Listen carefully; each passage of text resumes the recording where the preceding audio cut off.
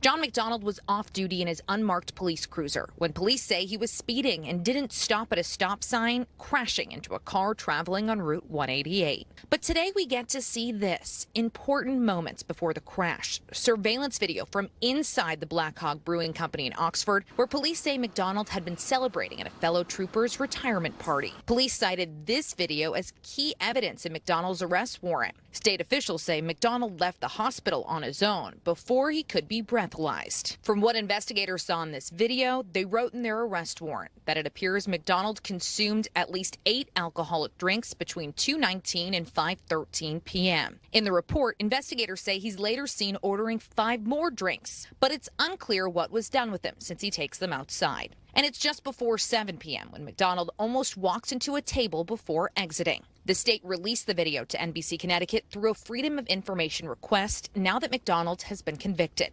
McDonald will be on probation for 2 years, and the DUI charge will be wiped from his record when he completes an alcohol education program. The 2 women injured in the crash filed a lawsuit against McDonald that's still pending. McDonald's civil lawyer tells me his client is sorry for the pain and the stress he's caused the family. McDonald's been on desk duty since his suspension in 2019, and he still awaits his disciplinary hearing. Now, state police tell me that hearing must be done by the Office of Labor Relations per their union contract.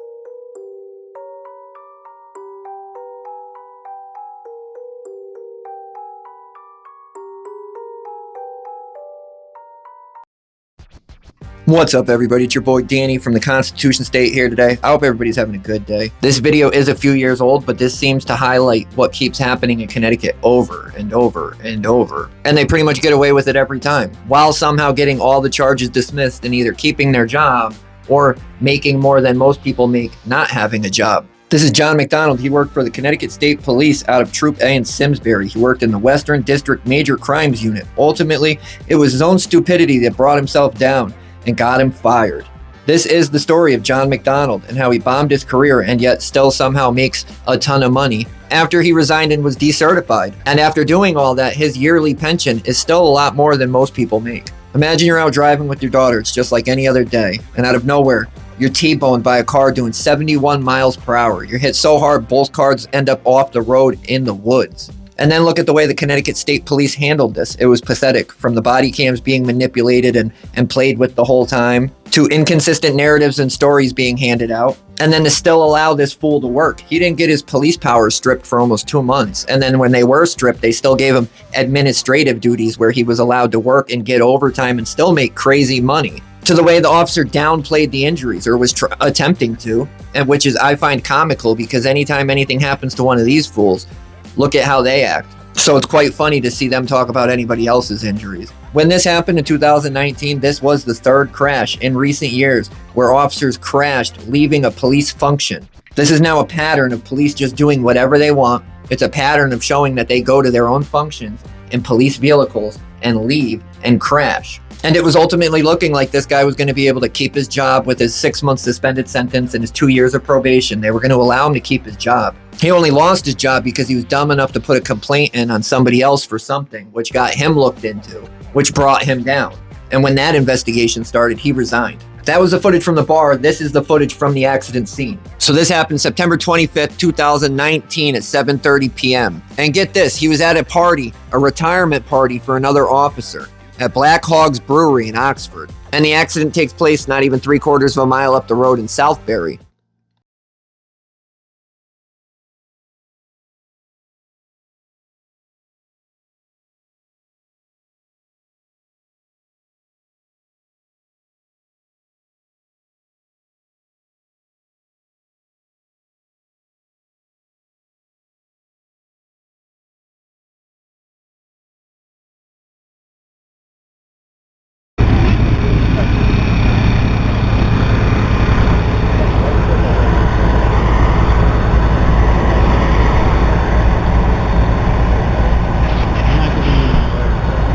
trapped in there or something? What's going on? Yeah, there's still patient in there. She's just injured. So What kind? she's not trapped. She's just complaining. Just pain, or do we got anything visible? Broken bones? What do you got? I'm not that close. Why not? I want all these answers on them now. I know about 6 answers. And that's All right, well, that's okay. You got your quota 6. you exhausted all of them. Guy in blue. Had a abrasion on the knee, on the left knee, and Yeah, and then pretty shaken up. I can imagine. It's quite... Do you want me to go to the hospital with him, or how you want to do it? I don't know if you just gotta make sure he doesn't have his gun in the car or anything. Yeah. Before they tow it. We can ask him where it is. And then, that's his wife that showed up? Yeah. Okay. But, I mean, I think Where's he live? He live nearby?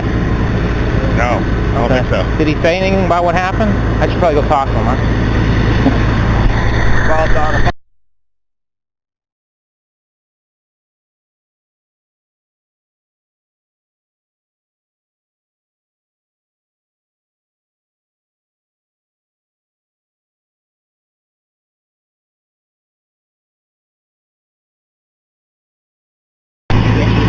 Right.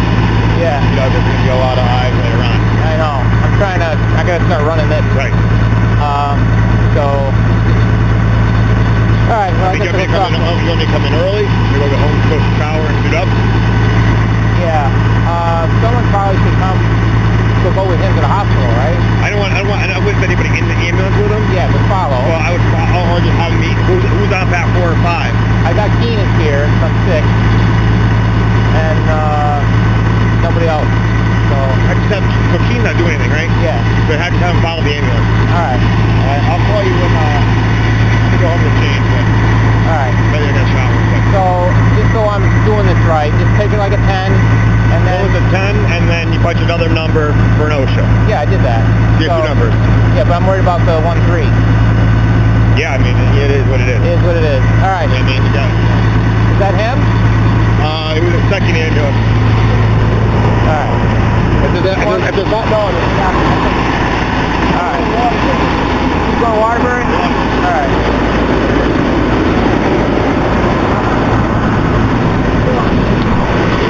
That's his wife right there. Okay. He just said have him go to the hospital, so. Okay. 410, why don't you follow that ambulance to the hospital and just be support trooper for him? I'm in my car, but He's going to Waterbury.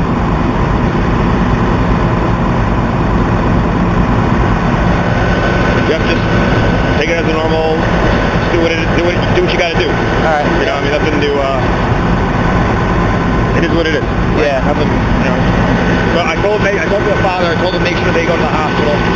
Yeah, yeah. So, the daughter, I guess, I don't know, he's like, she didn't want to go, but, Yeah. it's a hell of a hit. Yeah. Yeah.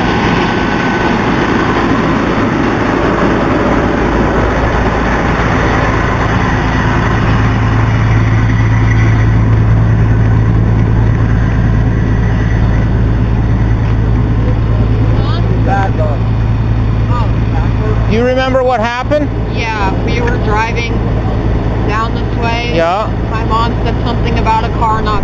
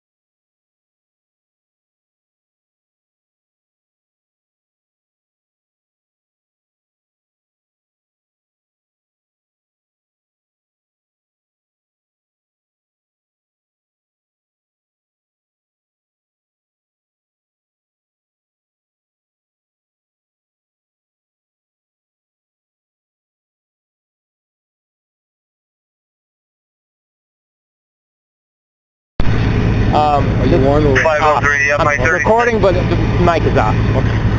So they're coming this way. I got it. He didn't stop the stop sign, T-bone him, push him into the woods. Everything okay? Minor. She's got a, probably maybe fractured. Roger. Maybe fractured it.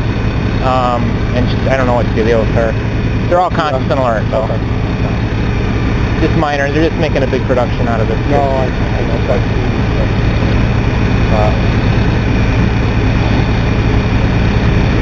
I'll get all of them. I get everything now.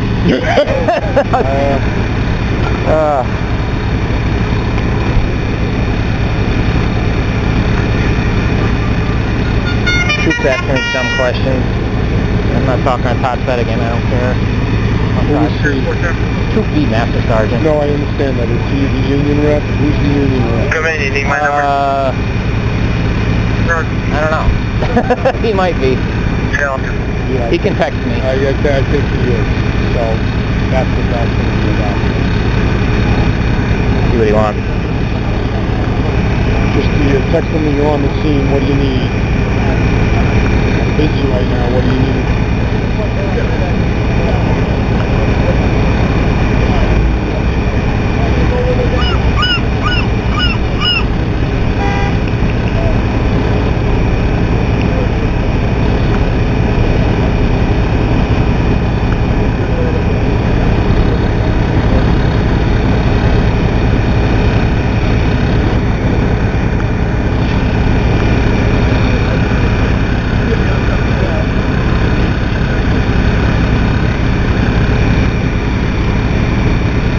Yes.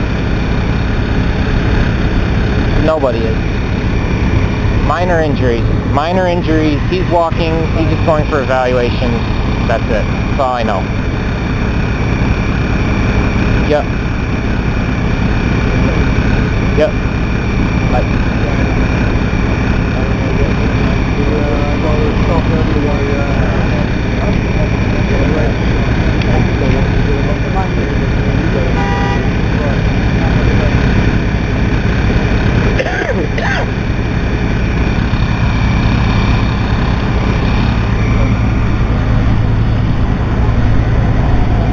Do you need anything? You got everything you need to put in there? Yes, I have everything I need to put in there. I have. Our insurance, I'll get that. Don't worry about ours. Yep, I don't know what his name is.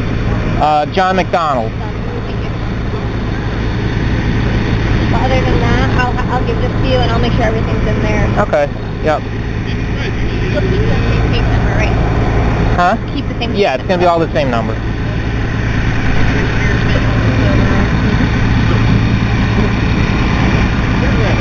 Yeah, they got her. She's out. Okay.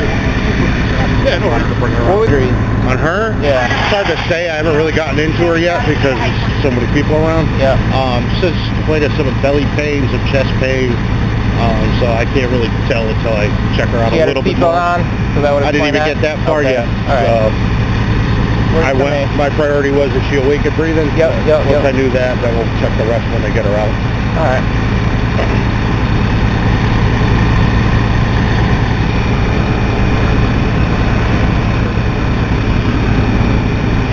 Where'd she go? They put her in the ambulance? Yeah, they oh, took good. her. All right. Yeah, She disappeared. I saw her walking Yeah. over with them, so. Sticks her arm might be broken out.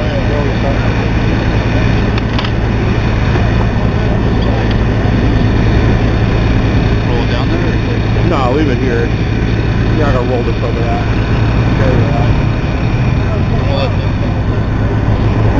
Start putting stuff away.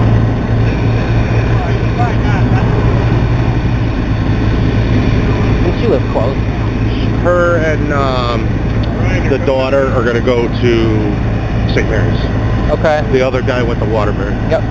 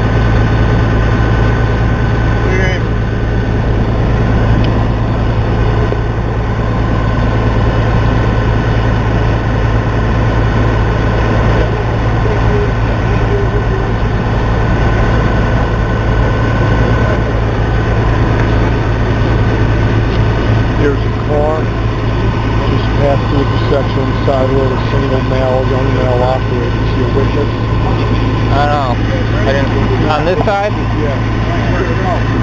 On this side, behind my car. Okay.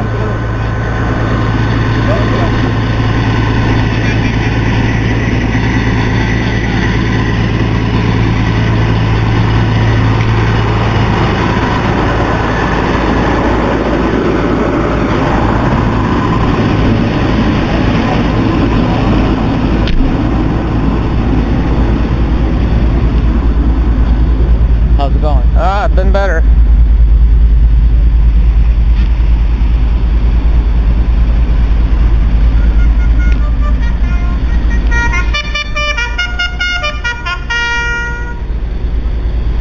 Oh.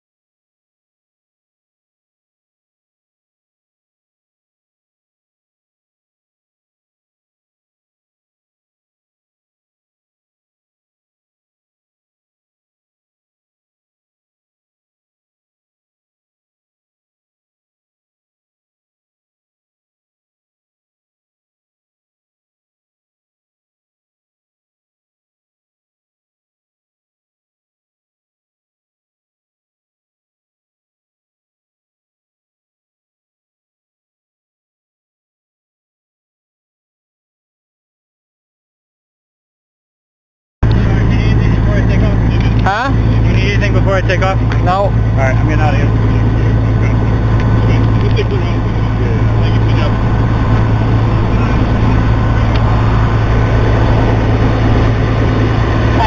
You want pictures or anything? Or Do this like we would regularly, so that we don't get any jammed up, anybody looking at the front. Wait for all this. Yeah, the pictures, it's not a cars incident. It may be. I'm going to go check my phone right now.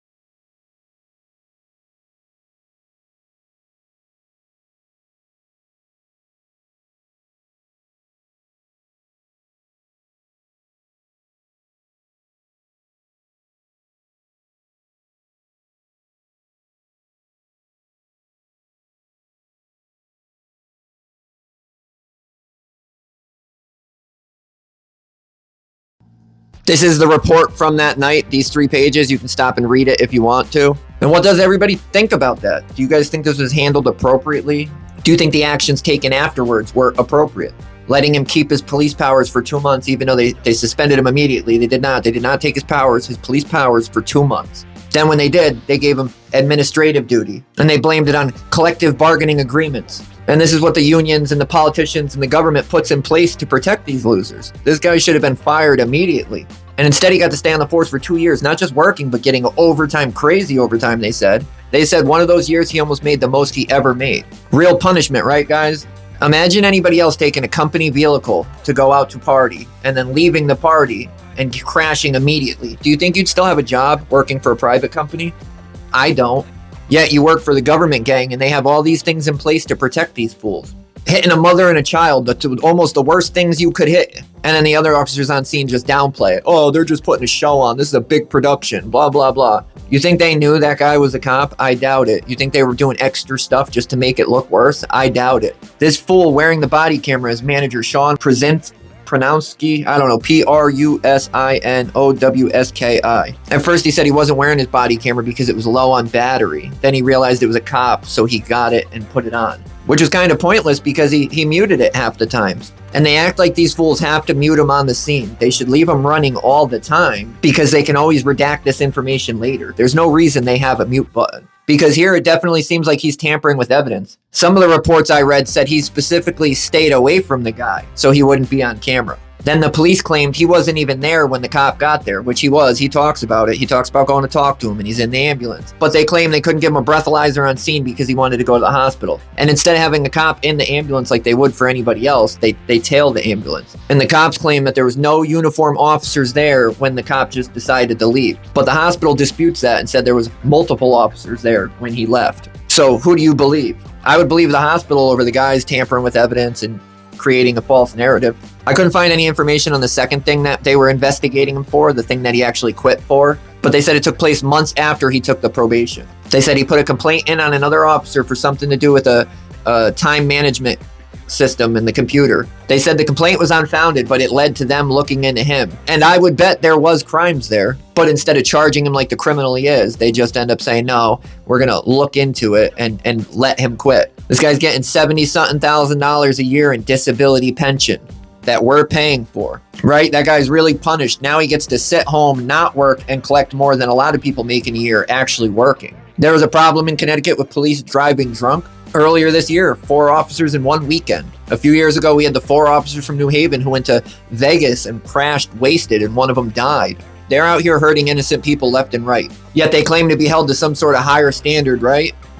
But every time they get in front of a judge, they're never held to any standard. More times than not, they'll get a little a program or they'll do something and all the charges will be dismissed. So where is this higher standard? I don't see it. They claim they investigated everybody else that was at the party and there was no quote unquote time stolen. How many officers were there in patrol vehicles or state vehicles that they blatantly watched drink and they know left? Yet they didn't say anything about that. And I would guarantee because there was officers there drinking and had state vehicles. We clearly can't trust these fools to investigate themselves. They've proven that time and time again, and yet we still allow them to. And it's pathetic that this is the state police. The state police are supposed to be the highest in the land out here. We don't have sheriffs, we don't have anything. State police is the top dog. And yet it seems like they're the first ones to let you down. The only state police barracks in the state that I liked was Troop E, and they've even proved themselves to be just straight fucking scumbags. So it appears that none of them are good.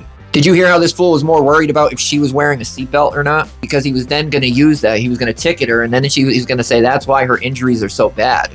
Because she wasn't wearing a seatbelt, not because he T-boned her at 71 miles an hour. The first responders and the witnesses that were there when it happened said that McDonald was standing in the road, swaying and stumbling around. There was a guy that went up to ask him something, and all he kept saying was, I'm a state police sergeant, I'm a manager, blah, blah, blah. Obviously, the punishment system that they're getting isn't working because they're continuing to do it. Actually, more and more, it seems like. We can't leave it up to them, we can't leave it up to the politicians, and we can't leave it up to our government. This isn't going to change unless we step up and change it. This is now an epidemic in Connecticut, and I would like to know what everybody else thinks about this. Leave it in the comments, we'll talk about it, and if anybody has anything else on this, let me know.